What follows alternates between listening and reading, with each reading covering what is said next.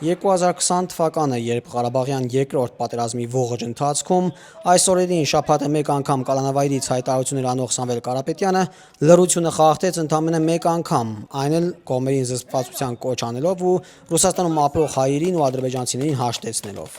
Այս օրերին Լեռնային Ղարաբաղում տեղի ունեցող իրադարձությունները մեծ մտահոգություն են առաջացնում։ Հայ ձեռներեցների ասոցիացիայի անունից կոչ ենք անում կողմերին վերադառնալ բանակցությունների սեղան ու նոր զոհերից, այդ թվում խաղաղ բնակչության շրջանում խուսափելու համար, հակամարտությունը խաղաղ ճանապարհով լուծելու տարբերակներ գտնել։ Սամվել Կարապետյանը դիմել էր Ռուսաստանի հայկական ու ադրբեջանական սփյուռքի ներկայացուցիչներին։ Նա կոչ էր արել փոխադարձ հարգանք դրսևորել ու դադարեցնել սադրանքները, որոնք կարող էին հանգեցնել Ռուսաստանի ներսում հակամարտության էսկալացիային։